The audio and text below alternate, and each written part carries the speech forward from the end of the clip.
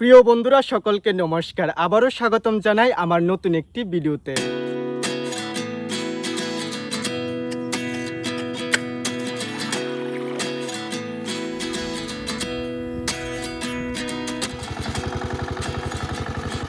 প্রিয় বন্ধুরা, কৃষিকাজ করার সময় আমরা জেনে বা অজানার কারণে কিন্তু নানা রকমের ভুল করে থাকি, যার কারণে আমাদের অনেক সমস্যার ও ক্ষতির সম্মুখীন হতে হয়। যারা বর্তমানে পটল বেগুন চাষ করছেন এবং নতুন করে সিম চাষ করবেন, আপনাদের যাতে এই সমস্যার বা ক্ষতির সম্মুখীন না হতে হয়, তাহলে ভিডিওটি আপনাদের জন্য অনেক গুরুত্বপূর্ণ ও মূল্যবান হতে চলেছে। ভিডিওটি ভালো লাগলে অবশ্যই লাইক কমেন্ট শেয়ার করে দেবেন এবং আমার ইউটিউব চ্যানেলটিকে সাবস্ক্রাইব করে আমার পাশে থাকবেন। বর্তমানে আমাদের বেগুন গাছের অবস্থা কি সেটা তো দেখতেই পাচ্ছেন। তো চলুন একবার দেখা যাক প্রথমে আমাদের বেগুন গাছের অবস্থা কি রকম ছিল। প্রথমে কিন্তু আমাদের বেগুন গাছের সৌন্দর্য প্রায় নেই বললেই চলে। দেখতেই পাচ্ছেন আমাদের বেগুন গাছের বেশিরভাগ অংশের পাতাগুলা কিন্তু একদম হলুদ হয়ে গেছে। দেখতেই পাচ্ছেন পাতাগুলোর অবস্থা কি রকম হয়েছে। আর গাছের উপরে যে কিছু শাখা প্রশাখা বের হয়েছে, সেই শাখা প্রশাখাগুলো কিন্তু ঢলে গিয়েছিল। বর্তমানে আমাদের বেগুন গাছকে আমরা কতটুকু পরিবর্তন করতে পেরেছি আপনারা আশা করি দেখতেই পাচ্ছেন। অবশ্যই কিন্তু আপনারা কমেন্ট করে জানাবেন। বেগুন গাছের পাতা যদি হলদে হয়ে যায় এবং গাছের উপরে যে শাখাটা, সেই শাখাটা যদি ডলে যায়, তাহলে কিন্তু যত তাড়াতাড়ি সম্ভব গাছের উপর কিন্তু ওষুধ স্প্রে করতে হবে এবং গাছ থেকে সকল হলুদ পাতাকে কিন্তু একেবারে ছাঁটাই করে ফেলতে হবে। আমরা কিন্তু এই জমির মধ্যে কিন্তু সকল হলদে পাতাকে কিন্তু একবার ছাঁটাই করে ফেলেছি। তার পরবর্তীতে কিন্তু অনেকটা পরিবর্তন হয়েছে।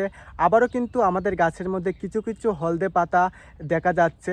আমরা কিন্তু আবারও সেই পাতাগুলোকে ছাঁটাই করে নেব এবং গাছের উপর কিন্তু আবারও স্প্রে করে দেব। বন্ধুরা, বেগুন চাষ করার সময় বেশিরভাগ কৃষক ভাইরা যে ভুলগুলা করে থাকে, আমাদের বেগুন গাছ অসুস্থ হয়েছে কিন্তু আমরা বেগুন গাছের সম্পূর্ণ চিকিৎসা করছি না, অর্ধেক চিকিৎসা করে ফেলে রাখছি। আবারও কি হচ্ছে, আমাদের বেগুন গাছ অসুস্থ হয়ে যাচ্ছে।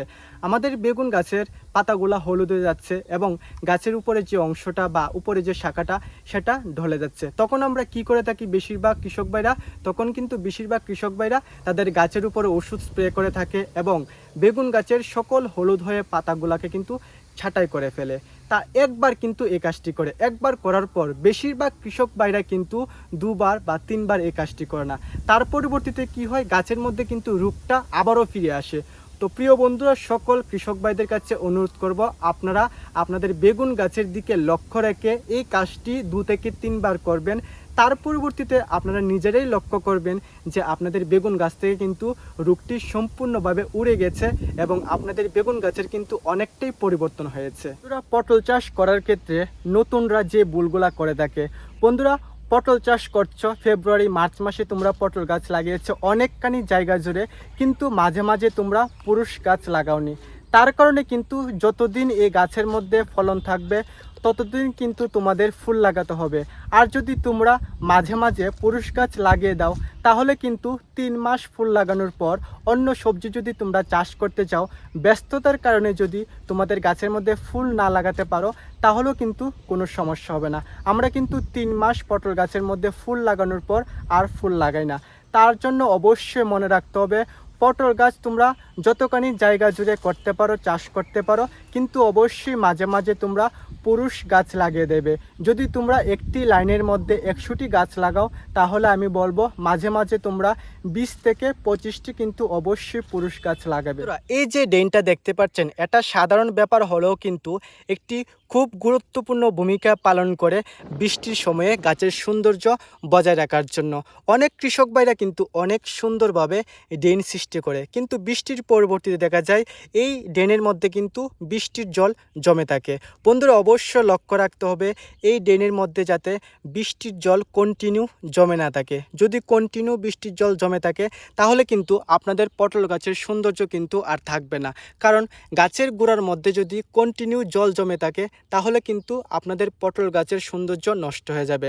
তাহলে অবশ্যই লক্ষ্য রাখতে হবে, যখনই আপনারা ড্রেনটা নির্মাণ করবেন, যাতে বৃষ্টির পরবর্তীতে ড্রেনের মধ্যে জল জমে না থাকে, সেদিকে কিন্তু আপনাদের অবশ্যই লক্ষ্য রাখতে হবে। আপনাদের গাছের মধ্যে যদি ফলনের পরিমাণ কমে গিয়ে থাকে, তাহলে অবশ্যই অল্প করে গাছের গোড়ার মধ্যে ইউরিয়া সার কিন্তু অবশ্যই প্রদান করতে পারেন। হোক সেটা বেগুন গাছের ক্ষেত্রে, হোক সেটা পটল গাছের গোড়ার মধ্যে। বর্তমান সময়ে এসেও কিন্তু বর্ষা হচ্ছে, আর বর্ষার কারণে আগাছাগুলা কিন্তু দ্রুত গতিতে বেড়ে যায়। আর সেই আগাছার কারণে আমাদের যে গাছগুলা, সেই গাছগুলা কিন্তু বৃদ্ধি হতে অনেকটা সময় নেই। তার জন্য অবশ্যই আপনাদের জমিটাকে পরিষ্কার রাখার চেষ্টা করবেন। আমরা কিন্তু আমাদের জমিটাকে খুব সুন্দর করে পরিষ্কার রেখেছি, আর যেই জায়গার মধ্যে পটল চাষ করছি সেই জায়গাটিও কিন্তু 1-2 দিনের মধ্যে পরিষ্কার করে নেব। আমরা পরিষ্কার করতে পারছি না, কারণ বিগত 4 দিন ধরে আমাদের এখানে বৃষ্টি হচ্ছে। সিম চাষ করার সময় যে বাঁশের আপনারা ব্যবহার করবেন, সেই বাঁশটি যাতে শক্ত এবং মজবুত হয় সেদিকে কিন্তু আপনাদের অবশ্যই লক্ষ্য রাখতে হবে।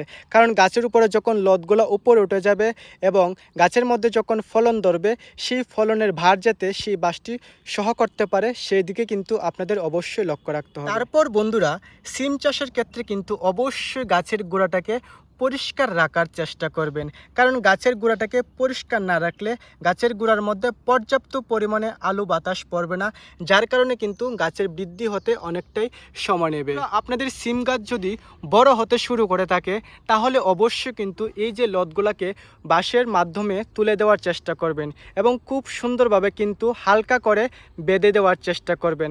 কারণ দীর্ঘদিন ধরে যদি আপনাদের লতগুলা মাটিতে পড়ে থাকে, তাহলে কিন্তু মাটির সংস্পর্শে আপনাদের লতগুলা নষ্ট হয়ে যেতে পারে। প্রিয় বন্ধুরা, আজকের ভিডিওটি এতটুকুই পর্যন্ত। আশা করি সকল বন্ধুদের অনেক অনেক ভালো লাগলো। ভিডিওটি ভালো লাগলে অবশ্যই লাইক কমেন্ট শেয়ার করে দেবেন, আর আমার ইউটিউব চ্যানেলটিকে সাবস্ক্রাইব করে আমার পাশে থাকবেন। এতটুকু সাপোর্ট ও ভালোবাসা আমাকে দেবেন। আমার পক্ষ থেকে সকল বন্ধুদের জন্য সব সময় থাকবে অনেক অনেক ভালোবাসা ও অভিনন্দন।